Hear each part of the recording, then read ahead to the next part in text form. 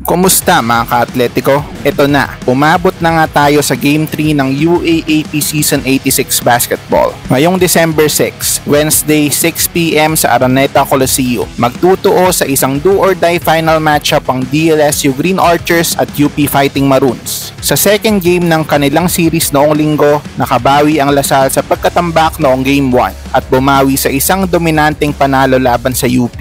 Nagtapos ang score ng Game 2 sa 82-60. Lumabas ang mas matinding performance ng Green Archers sa second at third quarters ng matchup at na-outscore nila ang UP 41-22. Kaya nakagawa pa nga sila ng kalamangan na umabot pa sa 22 points. Yan ang malaking statement na ginawa ng Lasal para mabura ang masaklap na pagkakatambak nila by 30 points noong Game 1. Kung hihimayin kasi natin ang Game 2, naging maganda ang distribution ng scores ng DLSU sa game na ito. Si Francis Escandor ang nanguna with 14 points na sinundan ni Joshua David with 12 points. Tapos nag-ambag pa sina CJ Austria with 11 points at MVP Kevin Kiambao with 9 points. Exciting to dahil ito na ang unang Game 3 experience ng Green Archers since the 2017 finals, kung saan natalo sila ng Ateneo Blue Eagles with 30 Ravenna and Coach Tab Baldwin. Ang DLSU ay balak i-reverse ang result dati ng 2023 Philoil Eco Oil Preseason Cup Finals noong June, kung saan nanalo sila ng 11 straight games papuntang championship, pero natalo lang sila ng UP Fighting Maroons sa championships. Previously, nagkaroon din ng 9-game winning streak ang Lasal bago sila matalo sa Game 1 ng finals.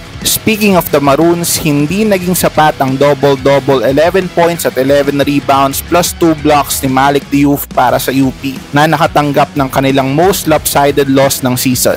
Si CJ Cancino din ay nakagawa ng 11 points for UP, while Harold Alarcon and Francis Lopez made 10 points and 9 points respectively. Pipilitin ng Fighting Maroons ngayon na makabawi para maklaim ang kanilang second title in 3 seasons. At ang Archers naman, susubuhang kumpletuhin ang kanilang comeback from a 0-1 series deficit para makamit ang kanilang first championship in 7 years. Samantala, sa Women's Finals, isa ring sudden death match ang magaganap matapos bumawi ang NU Lady Bulldogs laban sa UST Growling Tigresses sa isang thrilling match na nagtapos sa score na 72-70.